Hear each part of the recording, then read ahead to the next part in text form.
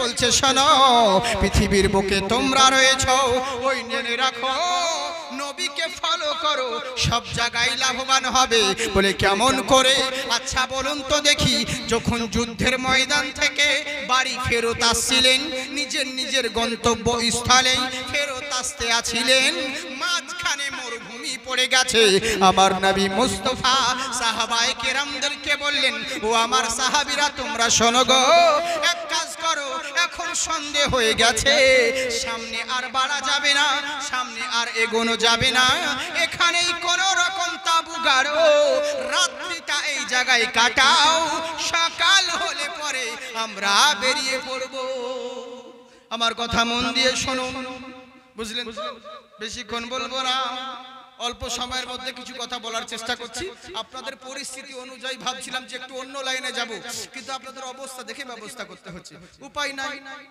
বুঝলেন তো কারণ যেমন মাহফিল সেরকম কাজ করতে হবে না হলে এদিক সেদিক হলে পরে বুঝতেই পারছেন আজকাল আমাদের খুব বিপদ হ্যাঁ গো খুব বিপদ তাও তো ভালো নিজে দেখে শুনে চেয়ার নিয়েছি যে কোনো চেয়ারে বসে বক্তব্য রাখা যায় না সেদিন বিশাল বড় সিংহাসন দেখলাম কিন্তু সিংহাসন যেবার দেখলাম আমার জায়গায় আরেকটা বক্তা আছে ও বক্তা সিংহাসন বাদ দিয়ে একটা ভাঙা কাঠের চেয়ারে বক্তব্য দিচ্ছে আমি দেখছি যে ব্যাপারটা কি তো বুঝলেন তো ভালো করে তাকিয়ে দেখলাম যে হ্যাঁ স্প্রিং এর চেয়ার আধখানা স্প্রিং বেরিয়ে আছে তার মানে কমিটি বুঝাতে চাইছে হুজুর কিছু দিতে পারি আর না পারি ওয়াজ যদি এদিক ওদিক হয় তাহলে স্প্রিং ঢুকে যাবে বুঝলেন তো এই হচ্ছে ব্যাপার আমাদের খুব বিপদ হ্যাঁ সাবধানে ওয়াজ করতে হয় তো যাকে আপনাদের অবস্থা দেখে আমাদেরকে ব্যবস্থা করতে হচ্ছে হাত উঠিয়ে বলেন আল্লাহু আকবার আহারে আমার সাহাবী কেরামকে নবী আমার বললেন শোনো রাত্রিটা এখানে তাবু গাড়ো সকাল হলে পরে বেরিয়ে পড়ব রাত্রি হয়ে গেল সবাই মিলে আরাম করলেন আরাম করার জন্য ওই জায়গায় তাবু গাড়লেন তাবু গাড়া হলো তাবু গাড়ার পরে সবাই মিলে তাবুর ভিতরে যখন প্রবেশ করতে আছেন আমার নবী দুইজন সাহাবীকে দাড়ি গার করিয়ে দিলেন বলে আমার সাহাবী শোনো বলে ইয়া রাসূলুল্লাহ নবী গো ফিদাকা বিয়া উম্মি আপনার পদতলে আমাদের পিতামাতা কুরবান হয়ে যাক কিসের জন্য দাঁড়াচ্ছেন দাঁড় করাচ্ছেন বলুন আমার নবী বললেন শোনো এখানে মরুভূমি এলাকা কাফেরদের উৎপাত হতে পারে ইহুদিদের অত্যাচার হতে পারে বেঈমানদের আক্রমণের ভয় হতে পারে তাই সবাই ঘুমোলে হবে না সবাই আরাম করবে আজকে তোমরা দুজন মিলে পাহারা দিবে তোমাদের আরাম করা যাবে না তোমরা দুজন মিলে পাহারা দিবে বলে ঠিক আছে তাই হবে আমার কথা বুঝতে পারছেন তো আপনারা হ্যাঁ হ্যাঁ হ্যাঁ মানে আমি একটু সুরও করি তো আর একটু স্পিডেও বলি এরই লেগে গন্ডগোল হয় অনেকজন বুঝতে পারে না আর যদি মানে ওই রকম সুর ধরি আপনারা যেমন শুনেন আপনাদের দিকে তো প্রচুর জীবনী হয় নাকি এখন হচ্ছে শুরু হচ্ছে কিন্তু সর্বপ্রথম উত্তরবঙ্গে হয়েছিল এখন এই দিকেও চলছে সব দিকে ওই রকম যদি সুর করি মা শোনো গো পগার পা বুঝলেন তাহলে তো সব গেল হযরত আব্দুল্লাহ বাণিজ্য করতে গেছে মা আমিনা টুকটুক করে দেখছে 10 সেকেন্ডের কথা 10 মিনিট লেগে যাবে বুঝলেন তো হ্যাঁ কিন্তু এর জন্য একটু স্পিডে বলছি একটু প্রবলেম হয় না অসুবিধা নেই আল্লাহ পাক এক একজনকে এক এক রকম কোয়ালিটি দিয়েছে হ্যাঁ আমি দোয়া করি সব সময় আল্লাহ তুমি আর প্রত্যেক সুন্নি ওলামার জবানে তাসির দাও ইলম আমলে বরকত দাও আর মরতে দম তক যেন ঈমান নিয়ে মরতে পারে এটুকু তৌফিক দাও বলুন আল্লাহুম্মা আমিন কারণ জিন্দা থাকতে কে কত ইনকাম করলো কে কত প্রোগ্রাম করলো ওটা বাহাদুরি নয় মরার সময়টাই তোমার কেমন হালাতে মরণ হচ্ছে সেটাই বাহাদুরি যদি ঈমানি হালাতে মরতে পারো তাহলে তোমার বেড়া পার আর যদি মরণের সময় বেকার হয়ে যায় তাহলে তো সব গেল ইকুলো গেল উকুলো গেল বুঝলেন বাবজি এরই লেগে দোয়া করি আল্লাহ মরার সময় যেন ঈমানি হালাতে মরতে পারে সকলেই বলি আল্লাহুম্মা আমিন তো কথা হচ্ছে কি দেখুন মন দিয়ে শুনুন টাকা পেছে কোথায় রে আচ্ছা 400 টাকা আনিকুল আর মহিলা 100 টাকা সুবহানাল্লাহ আল্লাহ তুমি তাদের নেকদানকে কবুল করো মা বোন ভালো গো নিশ্চয়ই এরা দিবে এরা আমাকে খুবই ভালোবাসে হ্যাঁ অনেক দিন থেকে বলে গো 3-4 বছর থেকে কিন্তু আশাই হয় না পরশুদিন হঠাৎ করে বলছে মুফতি সাহেবকে কই দেখি 3 তারিখ করে জলসা বাহ আর হঠাৎ করে 3 তারিখ হয়েই গেল তা হ্যাঁ ভাবতেই পারিনি যে করে এলাকে বেট লাগতে হয় না সব সময় তো যাকে হয়ে গেল ভাবতেই পারিনি যে এরকম 3 তারিখ করে নিবে ভাবলাম যে এত জলদি পারবে না হবে না কিন্তু যাকে হয়েও নিল আল্লাহর রহমত যে আমারও প্রোগ্রাম ছিল না তো সব ডালে চালে খিচড়ি হতো তো যাকে ইনশাআল্লাহ চিন্তার কোনো কারণ নেই। মন দিয়ে শুনুন, আমার সাহাবায়ে কেরামরা তাবু গাড়লেন, তাবুর ভিতরে আরাম ফরমাতে আছেন।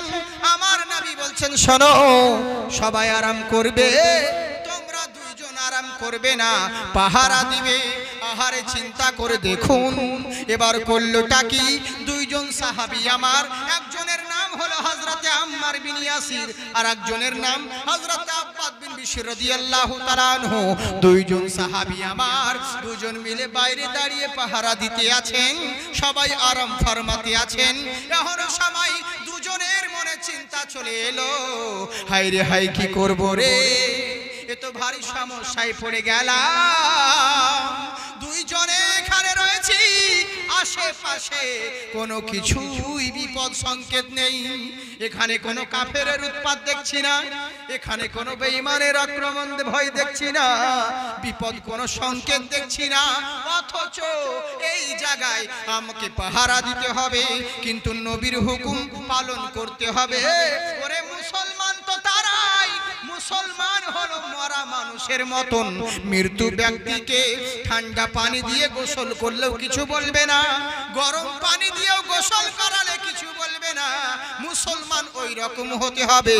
মুসলমান যদি তুমি হও, আল্লাহর হুকুম যখন হয়ে যাবে মাথা পেতে তোমাকে মেনে নিতে হবে।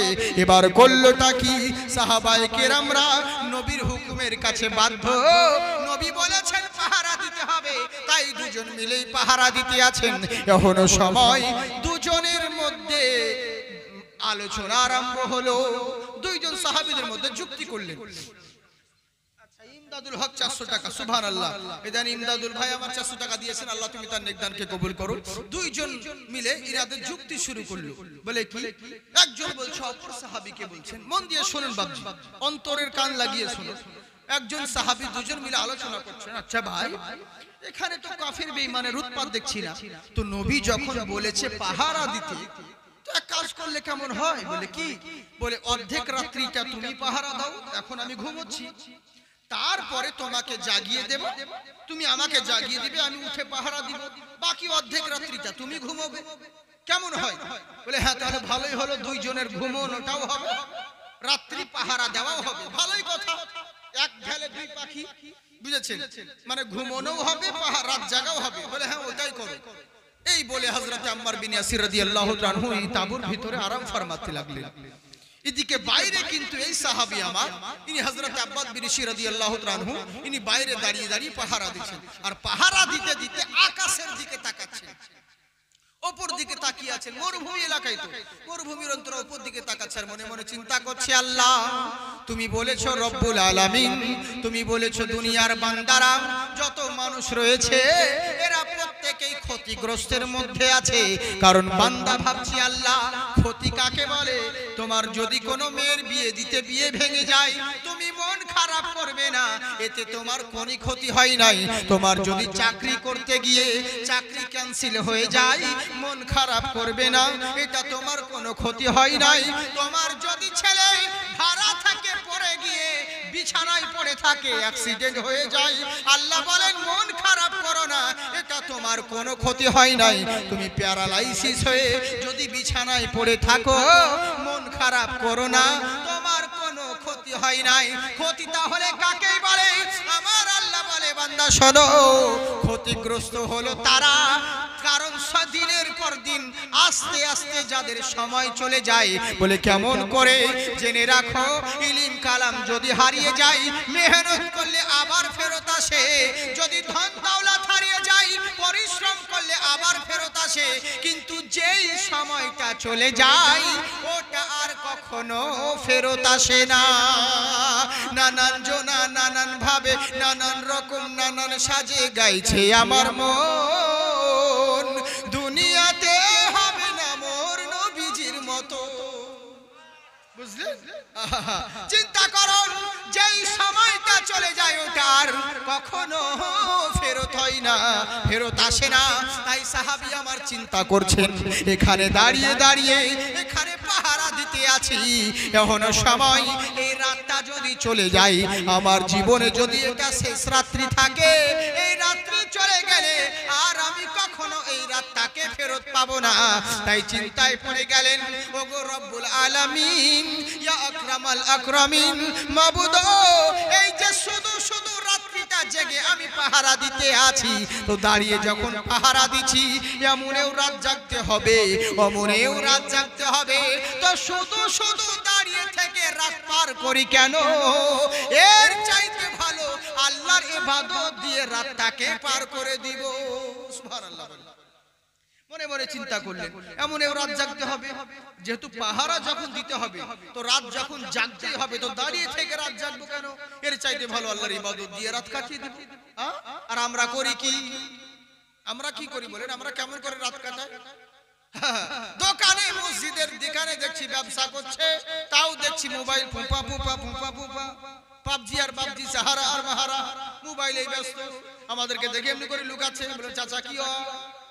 বলে কি করবো ভাবছি, কাস্টমার নাই, তার টাইম পাস করছে। হবে তোর বাপ দিয়েছিল সময় লিখে, হ্যাঁ, যখন সময় তোকে টাইম দিয়েছে এখন পাস কর, গেম খেলে আর এটা খেলে সময় পার কর। এই জন্য আল্লাহ পাক পাঠিয়েছিল ইয়াং যুবক ছেলেরা রাস্তাঘাটে শুধু গেম, খালি মোবাইলে মারবে মারবে মারবে এমনি করছে, এমন করে লাফাচ্ছে মনে হচ্ছে কি না জানি হয়ে গেল।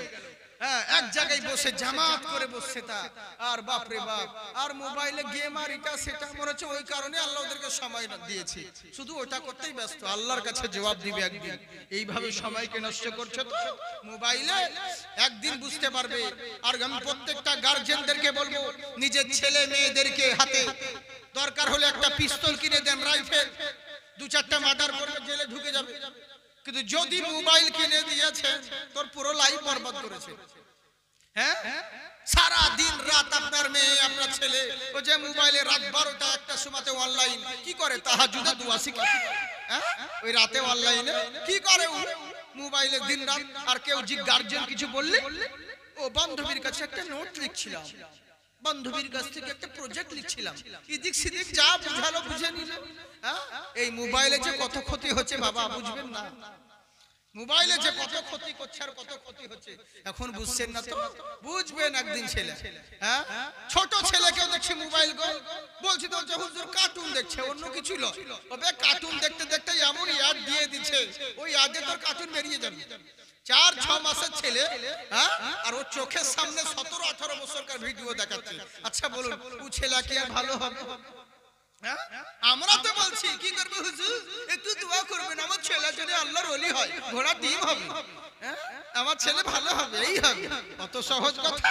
নিজে কোনো কিছু এখনো শিখলা না, বয়স হারিয়ে গেল, এখনো দেরি লেগে তো তোমার ছেলে তোমাদেরকে মানে না, এরই লেগে বলে হায় রে কলি কি বা বলি, কলি কালের লেঠা, কলি কালের বিদ্যা শিখে ফুটুক বাবুর বেটা, তরকারিতে তেল চুকের মাথায় তেল ঘট ঘটা, বাপকে দেখে চিমটি কাটে বলছে ও বেতর কে ওটা।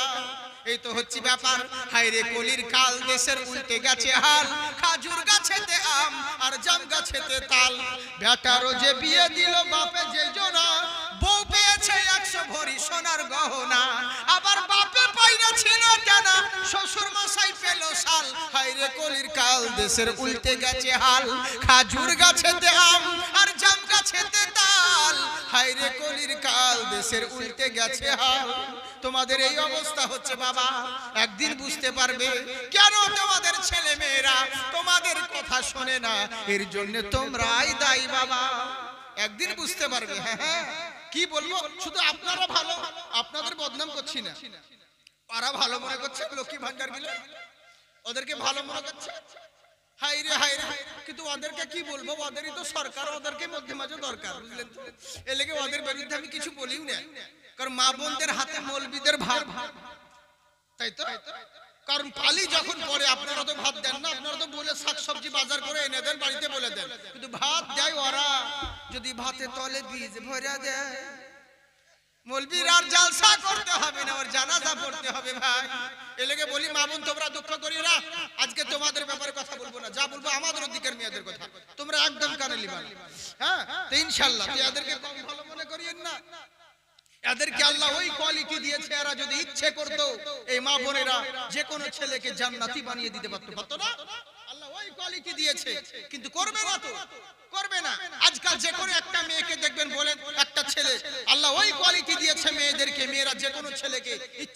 জান্নাতের পথে নিয়ে যেতে পারে, ইচ্ছে করলে জাহান্নামের পথে নিয়ে যেতে পারে। কারণ ছেলেরা ওদেরকে বেশি গ্রাহ্য করে। হ্যাঁ, ওকে যদি এখনই কোনো মেয়ে বলে আজ রাত 11টার সময় তোমার সঙ্গে কথা আছে, একটু বাড়ির পিছনে দেখা করবে, ওকে 11টা টাইম দিয়েছে, সারা 10টা থেকে জানলা ধরে বসে আছে, জানালা ধরে বসে আছে, আর পিছনে বাঁশের ঝাড়, বাঁশ গাছ, মশাই কামড়াচ্ছে, কিন্তু কিছু বলছে না।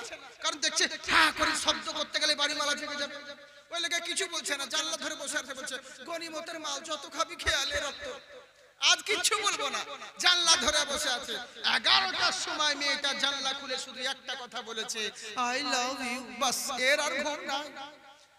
বালিশ নিয়ে শুধু ইমাথার মাথা করছে। আর বিয়ের পরে ওই মেয়েটাই যদি বলে ওগো তোমার সঙ্গে একটু কথা আছে, আচ্ছা ঘুমা, সারাদিন ক্লান্ত হয়ে আসছে, কাজ করে কর্মকার করাচ্ছে, গল্প করবে এখন, এই তো হচ্ছে ব্যাপার। যেটা আগে করা দরকার সেটা পরে করছে।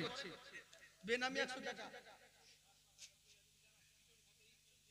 আচ্ছা, যারা খিচুড়ি খাবেন না তারা কিন্তু যাবেন না, আর যারা খিচুড়ি খাবেন তারা কিন্তু খেয়ে আসবেন, বুঝলেন তো? খিচুড়ি খেয়ে আসবে। আমি একটা খিচুড়ি, আমারও গজল আছে, বুঝলেন তো? হ্যাঁ, ইনশাআল্লাহ বলবো। হ্যাঁ হ্যাঁ, এখনই বলবো, পয়সা দাও।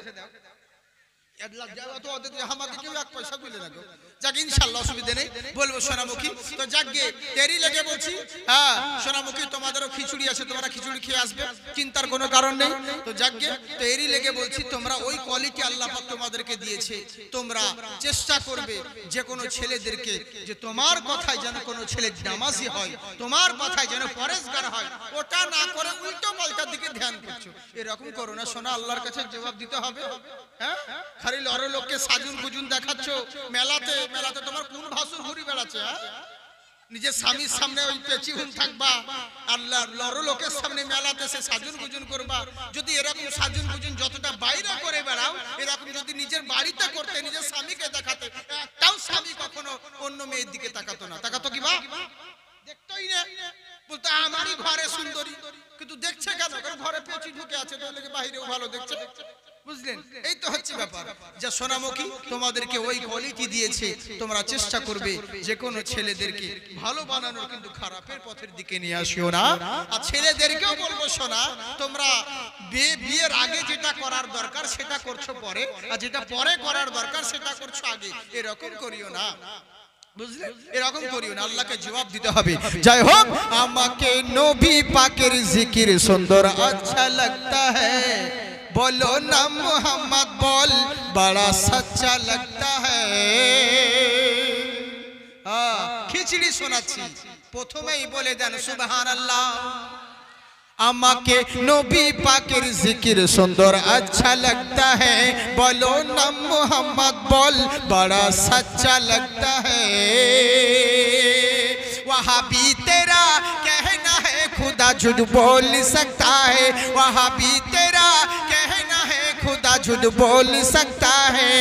अरे बंदा लय तुई बंदा लय बड़ा गंदा लगता है, আমাকে নবী পাকের জিকির সুন্দর अच्छा लगता है। वहाँ भी তোরা কি খাবি নবীজির হাতেতে সবই, তাই তো? ওয়াহাবি তোরা কি খাবি নবীজির হাতেতে সবই, নবীজির হাতেতে সবই। তোরা মন যাবি যদি বল কাঞ্চনজঙ্ঘা লাগতা হে, আমাকে নবী পাকের জিকির সুন্দর আচ্ছা লাগতা হে। তাই শুনে রাখো, দুনিয়ার বুকে থাকাকালীন অযথা সময় নষ্ট করো না, যেই সময়টা চলে যাবে ওই সময় আর ফেরত পাবে না। তাই আমার সাহাবী চিন্তা করলেন, এমনেও রাত জাগতে হবে, এমনেও রাত কাটাতে হবে, শুধু শুধু দাঁড়িয়ে থেকে রাত পার করব না, এর চাইতে ভালো আল্লাহর ইবাদত দিয়ে রাত কাটাবো। এই বলে আল্লাহু আকবার বলে সাহাবী আমার নামাজে দাঁড়িয়ে গেলেন। আল্লাহু আকবার বলে নামাজে দাঁড়িয়ে আছেন, এদিকে দূর থেকে একটা ইহুদি বেঈমান ফলো করতে আছে। কি ব্যাপার রে? ওই জায়গায় ওটাকে দাঁড়িয়ে, ওটা মানুষ, না কোনো খুঁটি না কোনো গাছ, মরুভূমি এলাকায় তাবু গাড়া রয়েছে, আর তাবুর বাইরে ওটা খুঁটি দাঁড়িয়ে আছে, না কোনো গাছ দাঁড়িয়ে আছে, না কোনো মানুষ দাঁড়িয়ে আছে, ওটা তো বুঝতে পারছি না। এই জন্য ইহুদি অবাক হয়ে গেল। আসলে উনি নামাজে দাঁড়িয়েছিলেন, তো নামাজে দাঁড়িয়ে আছেন, নড়ে না চড়ে না, লেগে চিন্তা করছে ওটা গাছ না খুঁটি না মানুষ। আমাদের মতো তো নয়, একবার নামাজে দাঁড়িয়ে গোটাই সব দিক দিক দেখে আমরা তো নামাজ পড়তে করে শিখলাম। একবার হাত উঠিয়ে বলেন আল্লাহু আকবার, সবাই উঠাচ্ছেন না। একবার দুই হাত তুলে বলেন ইয়া রাসূলুল্লাহ, আগে আওয়াজ বাড়াবো। সত্যি বলছেন? এখানে নাই কোনো বান্দা। আমি আপনাদেরকে বলবো খুব মূল্যবান কথা, মন দিয়ে শুনুন। আহারে সন্ধ্যে হয়ে গেল, আমার সাহাবায়ে কেরাম নামাজে দাঁড়িয়ে আছেন। যেখান থেকে বলছিলাম উনি নামাজে দাঁড়িয়ে আছে, এখনো সময় দূর থেকে চিন্তা করলো, ফলো করতে আছে। কি ব্যাপার রে, ওখানে ওটা কে দাঁড়িয়ে আছে, ওটা কে দাঁড়িয়ে রয়েছে? মানুষ না খুঁটি, কিছু বোঝা যায় না, নড়েও না চড়েও না। অবশেষে সাহাবী আমার নামাজে ছিল, রুকুতে গিয়েছেন, যেমন রুকুতে মাথা ঝুঁকিয়ে দিয়েছে। আর ইহুদি বেঈমান চেক করার লেগে যেমন একটা তীর ছুঁড়ে দিল, লাগবি তো লাগ, সোজা এসে সাহাবীর গর্দানে লেগেছে। সুবহানাল্লাহ। সাহাবীর গর্দানে তীরটা লেগে গেল। ইহুদি চিন্তা করে বলে, আরে যা, আমি তো ভেবেছিলাম কোনো খুঁটি বা কোনো হয়তো গাছ হবে, কিন্তু না, এ তো মানুষ। আর মানুষ যেমন তেমন মানুষ নয়, এ তো মুসলমান। কারণ এই মুসলমান মানুষ দাঁড়িয়ে আছে, কারণ মুসলমানরা যেভাবে উঠে দাঁড়ায়, ঝুঁকে, আবার সেজদা করে, নামাজ পড়ে, এরা তো ওরকম করছে। তার মানে এই মুসলমান একাই নাই, তাঁবুর ভিতরে আরো মুসলমান আছে। আহারে, এই চিন্তা করে এই পরস্পর তীর ছুঁড়তে লাগলো। চিন্তা করে দেখুন, বাহাদুরপুরের বাহাদুর 500 টাকা দিয়েছে, বাহাদুর শেখ 500 টাকা নগদ, 500 টাকা বাকি। আর একজন 100 টাকা দিয়েছে, আর একজন মহিলা দিয়েছে শামিল লেগে। আল্লাহ, এই দেখুন মহিলা, আহারে শামিল লেগে মহিলা। চিন্তা করে দেখুন, মহিলা সত্যি খুব ভালো গো। শামিল লেগে কতজন আছে মহিলা জানে যে অন্যর ঘরে সংসার করলে পরেও শামিল লেগে দান করে। আর আমাদের স্বামীরা দেয় না, স্ত্রীর নামে খুব কমই দেয়। না দেয় বললেই চলে। হ্যাঁ গো, কতজনকে দেখেছি স্ত্রীদের নাম করে খুব দেয় না, খুব কম দেয় স্বামীরা। যাকে তো কথা হচ্ছে কি, আল্লাহ তুমি তাদের নেকদানকে কবুল করো। চিন্তা করে দেখুন, আমার সাহাবী করলে কি, দূর থেকে নামাজ পড়তে আছে, ইহুদি বেঈমান পরস্পর তীর ছুঁড়তে লাগলো। যখন তীর মারতে লেগেছে, বল্লম মারতে লেগেছে, সময় করলোটা কি, তীর ছুঁড়তে লেগেছে। সাহাবীর আমার পিঠে তীর লাগে, কোন তীর পেটে লাগে, কোন তীর গর্দানে লাগে, কিন্তু নামাজ ছাড়ে না। কোন রকম নামাজটাকে সংক্ষিপ্ত করে আসসালামু আলাইকুম ওয়া রাহমাতুল্লাহ, আসসালামু আলাইকুম ওয়া রাহমাতুল্লাহ সালাম ফিরিয়েই, সালাম ফিরানোর পরে ইয়া রাসূলুল্লাহ বলে ডাক দিলেন। ডাক দেওয়ার সঙ্গে সঙ্গে তাঁবুর ভিতর থেকেই আমার নবী মুস্তাফা, এবার সাহাবায়ে কেরাম সবাই বেরিয়ে পড়লেন। এবার সাহাবারা করলেনটা কি, ওই দিকে কাফের বেঈমানের সঙ্গে হামলা করতে লেগে পড়লেন। ওদিকে যাচ্ছি না, আমার নবী মুস্তাফা সাহাবায়ে কেরামের মাথাটাকে নিয়ে নিজের উরু মুবারকে রাখলেন। সাহাবী আমার করলেন কি, বেরিয়ে পড়েছে। নবী সাল্লাল্লাহু আলাইহি ওয়াসাল্লাম নিজের জান মুবারকে ওই সাহাবীর মাথাটাকে রেখে বলছেন, আচ্ছা বলো তো দেখি, এতগুলো তীর কেন খেলে? তোমার শরীরে যখন একটা তীর মেরেছিল কাফের বেঈমান, তখনই তুমি আমাদেরকে জাগাতে পারতে, উঠাতে পারতে। এতগুলো তীর খাওয়ার পরে কেন তুমি বললে বলো? আহারে চিন্তা করুন। আমার সাহাবী বলছে, হুজুর আপনি ঠিকই বলেছেন, কিন্তু হুজুর শুনুন, আপনি আমাদেরকে বলেছিলেন পাহারা দিতে। মনে মনে চিন্তা করলাম, এমন রাত জাগতে হবে, এখানে কোনো কাফের বেঈমানের উৎপাত দেখছিলাম না, কোনো ভয় দেখছিলাম না। তাই মনে মনে চিন্তা করলাম, রাত্রি যখন জাগতেই হবে, রাত্রি জেগে যখন কাটাতেই হবে, তো শুধু শুধু দাঁড়িয়ে থেকে রাত জাগাই কেন? এর চাইতে ভালো আল্লাহর ইবাদত দিয়ে রাত কাটাবো।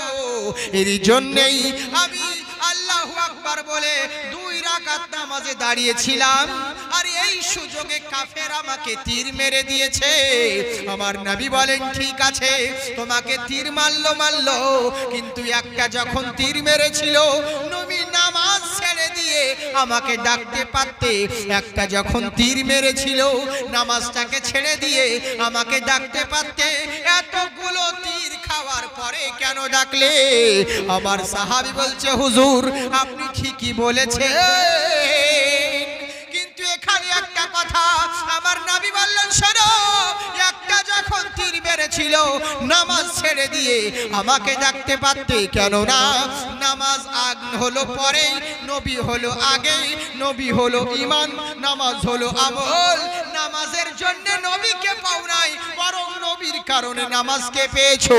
রোজার কারণে নবীকে পাও নাই, নবীর কারণে রোজাকে পেয়েছো। হজ যাকাতের কারণে নবীকে পাও নাই, বরং নবীর কারণে হজ যাকাতকে পেয়েছো। তার মানে নবী হলো ঈমান আর নামাজ হলো আমল। আমল যদি কাজা হয় আদায় করা যাবে, যদি ঈমান চলে যায় সব কিছুই বরবাদ হবে। এর লেগেই বললাম নামাজ বাদ দিয়ে আগে তো ডাকতে পারতে। সুবহানাল্লাহ বললাম, হ্যাঁ নামাজ ছেড়ে দিয়ে তো তুমি ডাকতে পারতে। চিন্তা করে দেখুন, দুটো ছেলে 100 করে দিয়েছে, একটা বাচ্চা মেয়ে দিয়েছে। আল্লাহ তুমি তাদের নেকদারকে কবুল করুন। আচ্ছা বলুন তো দেখি, বক্তব্য চলবে তো না ছেড়ে দেব? বলুন চলবে? আচ্ছা একবার হাত উঠিয়ে বলেন আল্লাহু আকবার।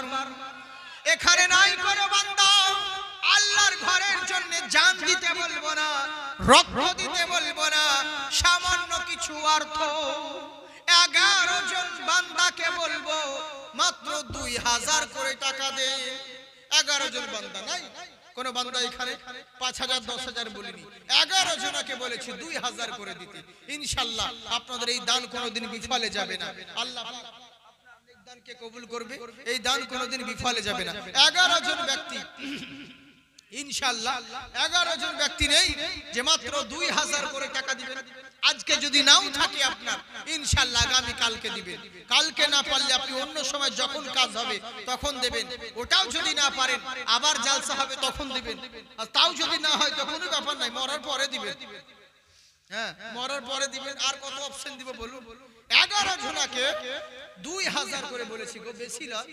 যোগ্য বাবার যোগ্য ছেলে না এখানে, বাহাদুরপুরের বাহাদুর যে জান মৌলভী সাহেব কত দিকে কত টাকা চলে গেল, মাত্র 2000 করে টাকা। আমি কালেকশন বক্তা নই, মহব্বতে ভালোবাসার খাতিরে এসেছি। নাই কোনো বান্দা এখানে 2000 টাকা। আমার মুফতি জুবায়ের সাহেব তো আপনাদের সম্মুখে দিচ্ছেন, বলছেন আপনাদের সম্মুখে যথেষ্ট দিয়েছেন। আমার আগে বক্তাকেও দিয়েছেন, নুরুল আইন সাহেবকে। কিন্তু আমি ধরুন স্ট্যান্ডার্ড ফকির, আমি অত বিহায়া নয়, বারবার চাইবেও না, অত বিরক্ত করব না, আর হয়তো 5-6 বার চাইবো, কিন্তু বারবার বলবো না। কিন্তু আমি কালেকশন বক্তাও নয়, কিন্তু কিছু কারণের জন্য মসজিদের জন্য খোদার ঘরের জন্য করতে হয়। কেন বলুন তো? মুফতি সাহেবকে দেখে আমরা শিক্ষা পেয়েছি। আমাদের মধ্যে দেখবেন চলতে ফিরতে গেলে আমার মধ্যে দেখবেন কিছু না কিছু গুণ দেখবেন। এই 2-3টা লোকের আছে, মুফতি আলিমউদ্দিন সাহেব ফকিহে বাঙ্গাল আর মুফতি জুবায়ের সাহেব, দেখবেন চলতে ফিরতে যে কোনো জিনিস আপনি কিছু না কিছু হয় চলনের দিক দিয়ে হোক বা খাওয়ার সময় হোক বা বলার কোনো না কোনো দিকে মিল পাবেন দেখবেন। তো যা কিছু শিখেছি ওনাদের কাছ থেকে। আর কথাটা হচ্ছে কি, আজকে এই যে কালেকশন করতে হতে না, কিন্তু দেখলাম মুফতি সাহেব কালেকশন করছে, হাগো তা আমাদের আমরা করতে পারি কি যায় আছে খোদার ঘরের জন্য। তা বলি এই কালেকশন আবার ইউটিউবে দিয়ে ওরা তো সবাই করাবে তখন। তো যাকে ইনশাআল্লাহ খোদার ঘরের জন্য আপনাদের এখানে বলছি, আপনারা খুব ভালোবাসেন, এরই জন্য বারবার বলেন, কিন্তু আমি আসতে পারি না। ইনশাআল্লাহ বহুদিন পরে এসেছি আপনাদের সম্মুখে। বাবজি সোনামুখী আমার, জানি না আল্লাহ পাক কতদিন আমাদেরকে রেখেছে দুনিয়ার বুকে। যখন এসেছিলাম তখন যারা ছিল, আজকে দেখুন অনেকেই তারা নেই। আছে কি বাবজি? চিরদিন কেউ কারোর জন্য নয়, সবাইকে পৃথিবী ছেড়ে চলে যেতে হবে। সব কিছু আপনার আশা থেকেই যাবে, কিন্তু আপনি থাকবেন না, এটাই হচ্ছে আসল। আজ নয়, কাল নয়, পরশু নয়, মরবেন আপনি একদিন। এটা কোনোদিন বৃথা নয় বাবজি, মরতে সকলকে হবে। এরই জন্য তো বলি, ওরে যেদিন পাখি যাবে উড়ে ছেড়ে সকল আশা, সেদিন তোরা ভালো করে বাঁধিস পাখির খাঁচা। সুবহানাল্লাহ বলেন। ওরে সেদিন তোরা ভালো করে বাঁধিস পাখির খাঁচা। ভাই বিরাদার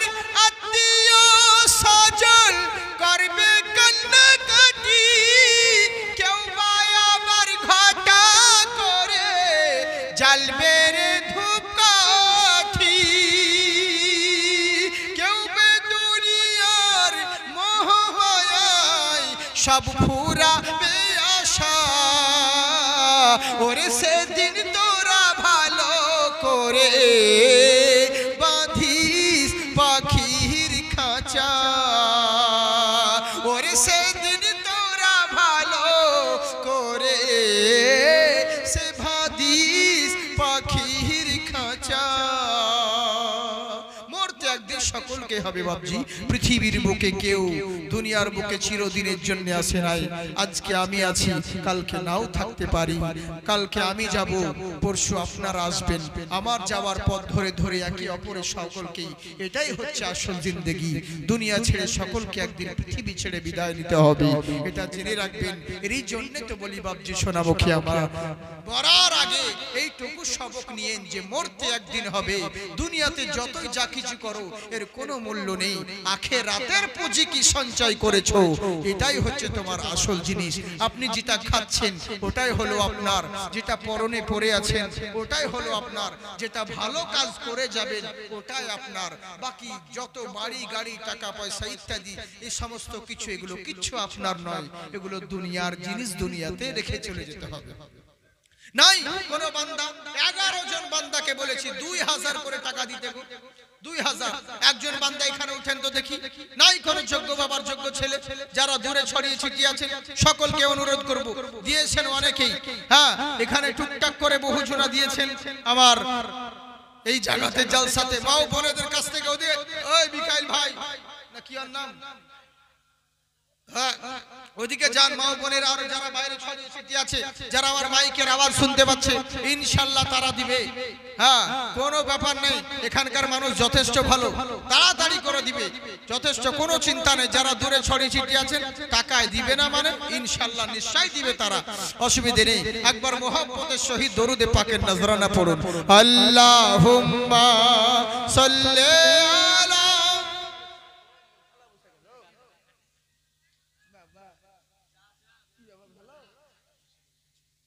চানিয়া রে ওয়ালা আলি সাইয়্যিদিনা।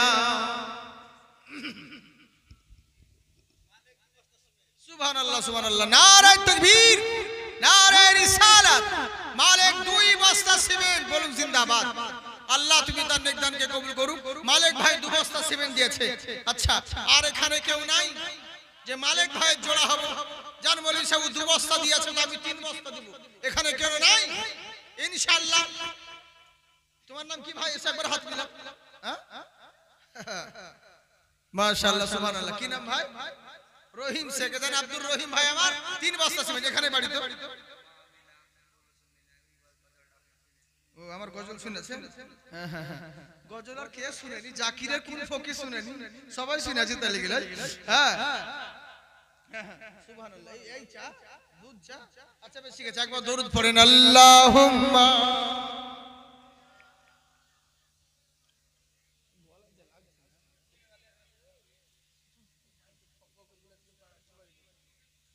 দরুদ পড়েন কেন গো? আল্লাহুম্মা সাইয়্যিদিনা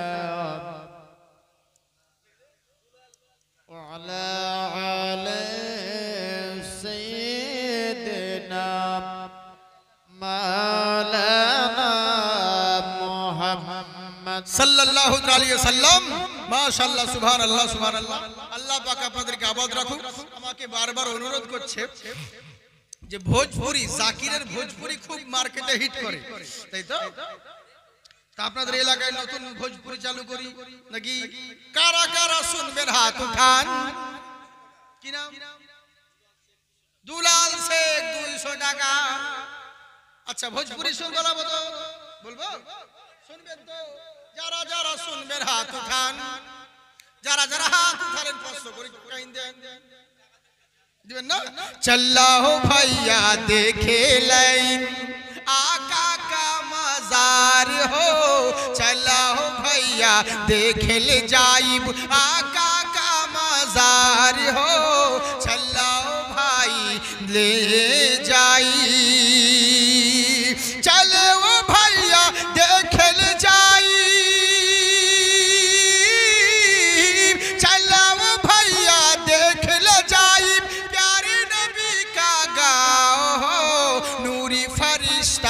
झूला झूलावे नूरी फरिश्ता झूला झूलावे 70,000 हो चलो भैया देख ली जाई फिरीते बोलबो ना একবার হাত উঠিয়ে বলে আল্লাহু আকবার जी जी কত সুন্দর কথা দেখুন अरे बुढ़िया की गठरी सर पे लेकर चहले लन सरकार हो बुढ़िया की गठरी सर पे लेकर चहले लन सरकार हो बुढ़िया की गठरी सर पे लेकर बुढ़िया की गठरी सर पे लेकर बुढ़िया की गठरी सर पे लेकर चले लल बाजार हो पाँव पकड़ कर बुढ़िया बोली कलमा पढ़ू तुहार हो पाँव पकड़ कर बुढ़िया बोली कलमा पढ़ब तुम्हार हो चले हो भैया हम हो जा হুজুর আপনি ঠিকই বলেছেন কিন্তু জেনে রাখুন আমি যখন নামাজের মধ্যে দাঁড়িয়েছিলাম কেমন নবী গো ওই কেমন নবী যেই নবীর মতন কেউ হয়নি আর হবে না উনি এমন নবী ওম অন্তিম মহারিষি উচ্চালম পধারিত সর্বেষ্টমী ওম জয়ন্তী মঙ্গলা কালী ভদ্রকালিনী स्तुते ওম দুর্গেষ্টমী মহালক্ষ্মী পূর্মি দয়োহা পৃথিবীর বুকে হে বৎসরা এমন একজন অন্তিম মহারিষি জন্মগ্রহণ করবে এমন বক্তব্য দিয়েছি ছেলা থেকে আবার পালিয়েছে যে দেখো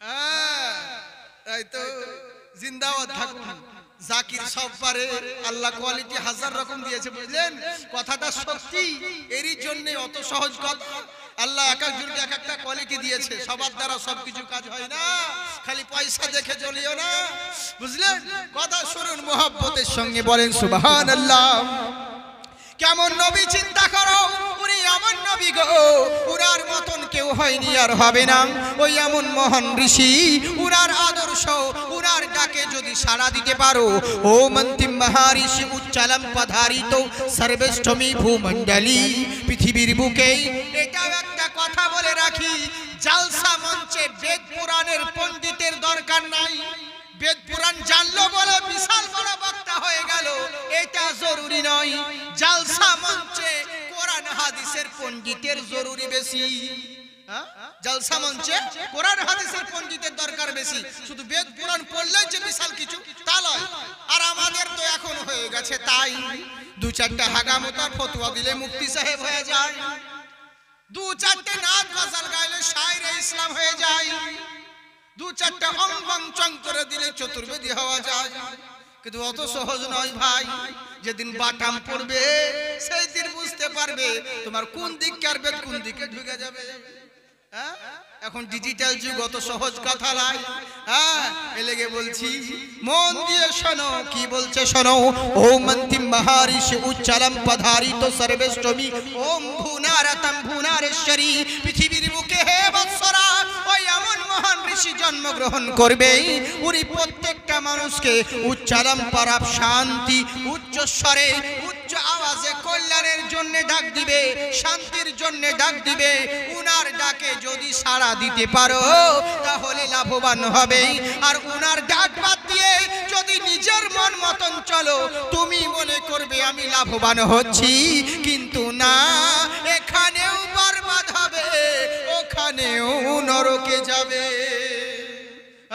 বিশ্ব জগৎ ঘুরলে যার জোড়া পাবে না আমার নবীর মতো আর নবী হবে না সুবহানাল্লাহ বলো না জানি কেউ পয়সা দিবা না মোহাব্বতের সঙ্গে বলেন সুবহানাল্লাহ তাহলে বলবো তো শুনবেন আচ্ছা 5 জন ব্যক্তি 1000 করে টাকা দেন 5 জন দেখি খুব সুন্দর কথা শোনাচ্ছি আপনাদেরকে ইনশাআল্লাহ আল্লাহ ওই কোয়ালিটি দিয়েছে দেখবে এক্ষুনি যে যেখানে থাকে না কেন ইনশাআল্লাহ সবাই মাহফিলে আসবে কিন্তু তা নয় বাবজি বুঝতে পারছেন আল্লাহ পাক আপনাদেরকে জোর জবরদস্তি করে কোনো লাভ নেই। আল্লাহ রাসূলের মাহফিল, যার ইচ্ছে হয় আসবে, কিন্তু টাকার কথা বললে মানুষ বিরক্ত হয়, পালিয়ে যায়। কিন্তু কেন পালাবেন ভাই? আপনি দিয়েন না, ঠিক আছে, কিন্তু আপনার কাছে কি জবরদস্তি চেয়েছি? আপনার ইচ্ছে হলে দিবেন, না হলে না দিবেন। হ্যাঁ, যাই হোক, অসুবিধার কোনো কারণ নেই, তাড়াতাড়ি করে আসুন, খুব সুন্দর হবে। মহব্বতের সঙ্গে বলেন সুবহানাল্লাহ। এখানে নাই আমার যারা আওয়াজ শুনতে পাচ্ছেন, যারা আমার আওয়াজ শুনতে পাচ্ছেন মাইকে, নাই কোনো বান্দা, না এখানে কোনো বান্দা যে 5 জন মিলে 1000 করে টাকা দিবেন, বেশি নয়, 1000 করে। আপনি দিয়েছেন তো কি আছে, আবার দিলে কি আপনার গুনাহ হবে? ইনশাআল্লাহ আজকে দিতে হবে না, আপনি পরে দিবেন। যান, আমি তো মরা অবধি সময় দিয়েছি আপনাকে, যে মরার পরে দিবেন তাও হবে, শুধু নামটা লিখে যান।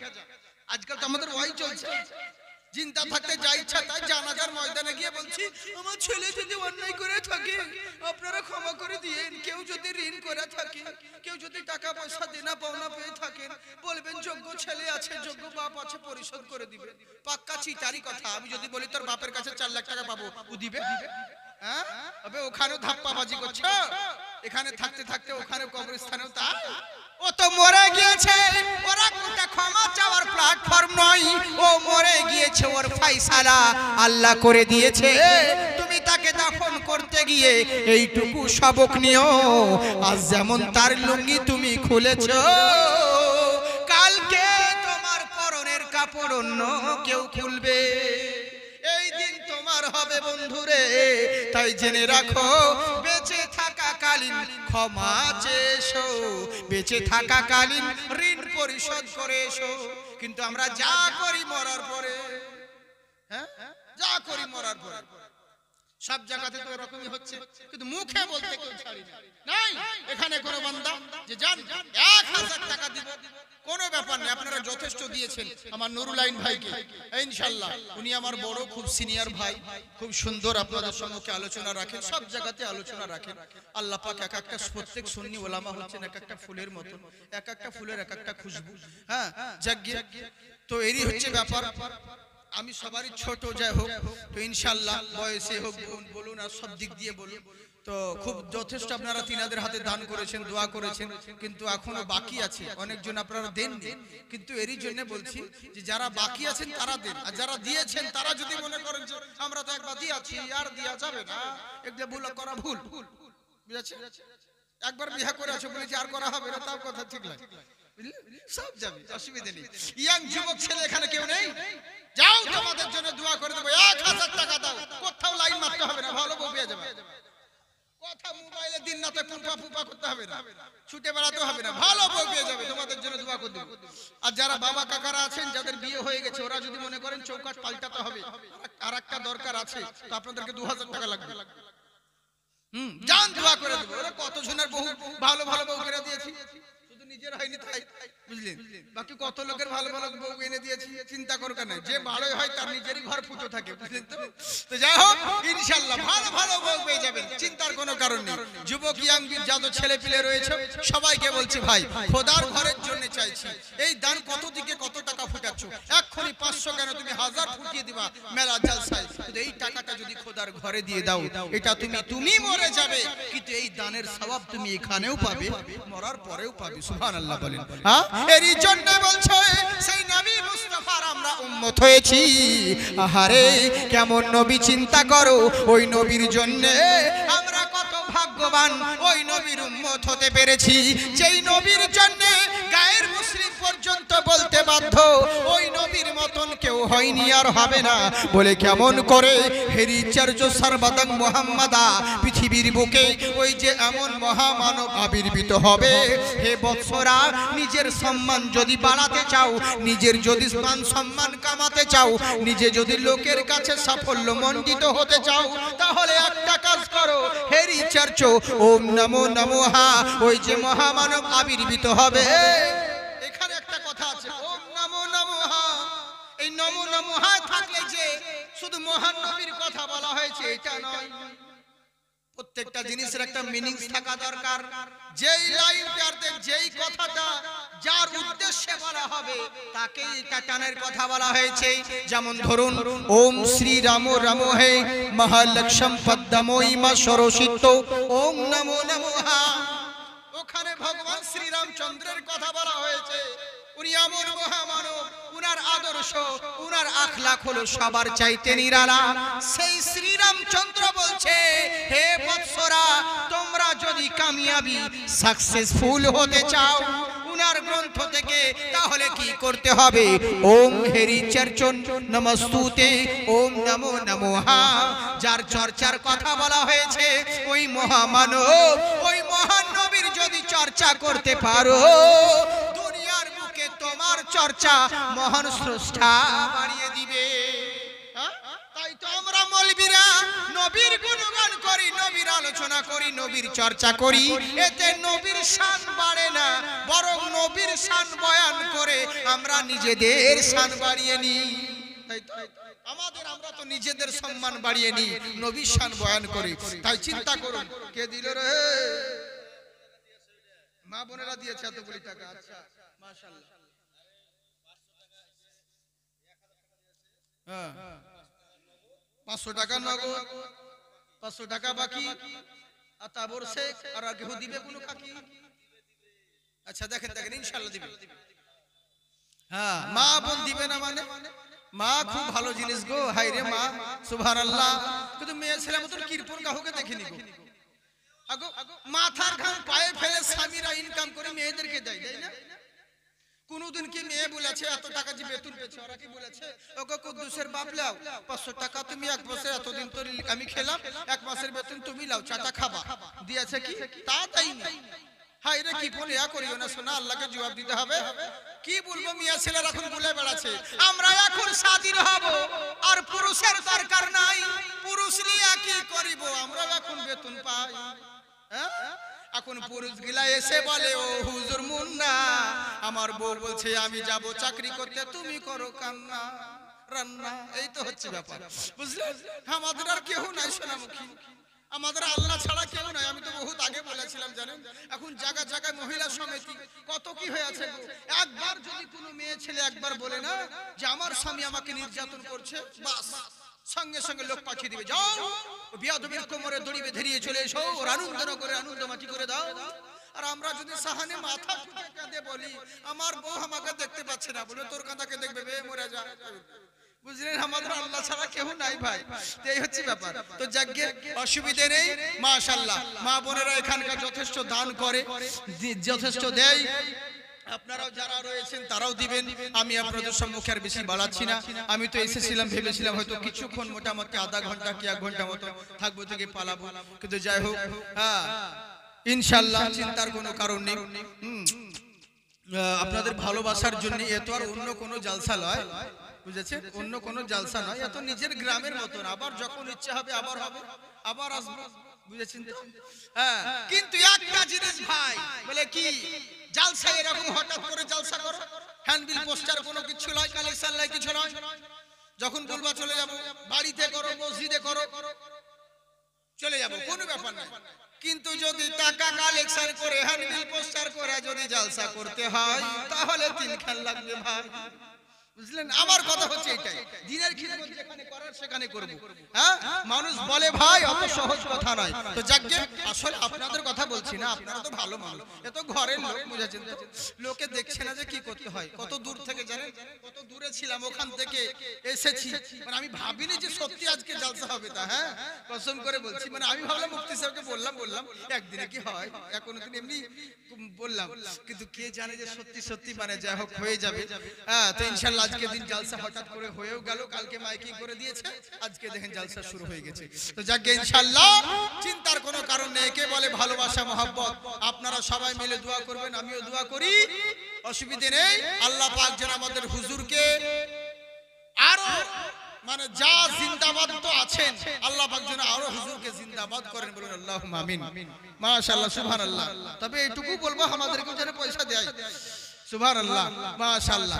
একবার হাত উঠিয়ে বলেন আল্লাহু আকবার, সুবহানাল্লাহ, সুবহানাল্লাহ। যাই হোক, জিন্দাবাদ থাকুন। কথা হচ্ছে কি, আমি যেটা আপনাদেরকে বলছিলাম, কথাটা কিন্তু এখনো শেষ হয়নি, এখনো আপনাদের কথাটা শেষ হয়নি, তবে তাড়াতাড়ি করে বলবো। আচ্ছা আচ্ছা আচ্ছা আচ্ছা, এই দেখেন আমার মিকাইল ভাই আমাকে লাস্ট 200 টাকা দিয়েছে। আল্লাহ ও অজন্তা বিবি, সুবহানাল্লাহ, অজন্তাও নাম আছে। হায় রে, নাম দেখুন কত সুন্দর নাম।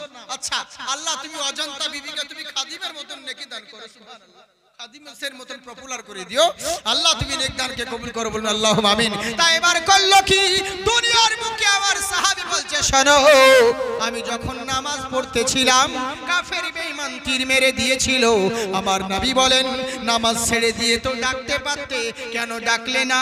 আমার সাহাবী বলছে, ইয়া রাসূলুল্লাহ, নবী গো, আমি নামাজের মধ্যে সূরা রহমান তেলাওয়াত করতেছিলাম, এত মধুর লাগছিল, এত মজা লাগতেছিল, মনে হচ্ছিল জীবন চলে যায় তবু রাজি, বেঁচে থাকা কালীন আমি নামাজ ছাড়বো না।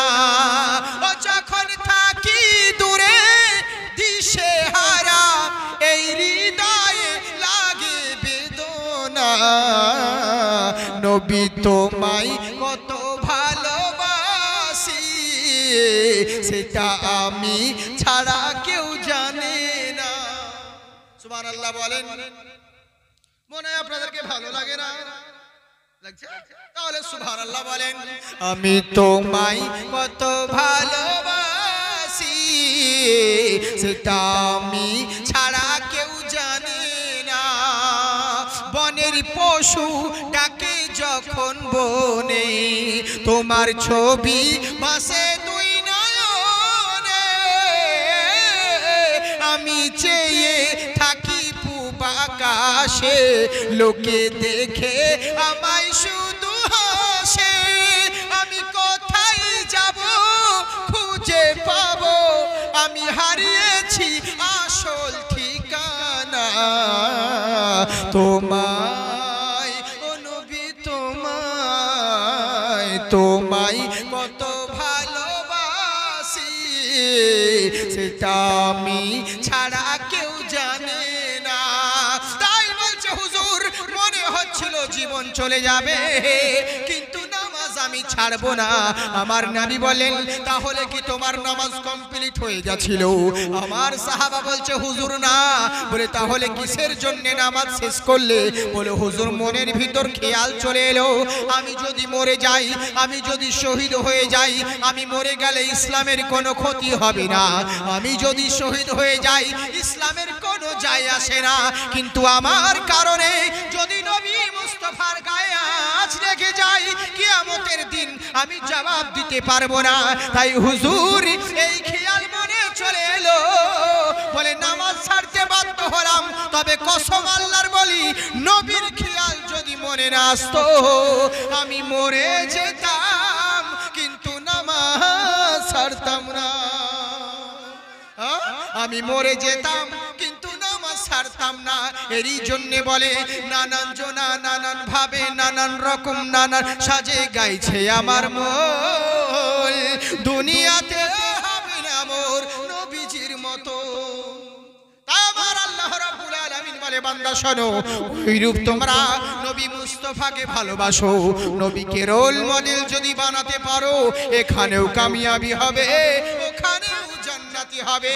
তাই বৎস শোনো, আমার আল্লাহ বলে, বান্দারে, তুমি এদেরকে সৃষ্টি করেছি আমি, তোমার কিসে ভালাই হবে, কিসে খারাপই হবে, আমি আল্লাহ ছাড়া কোনো মূল্য জানে না।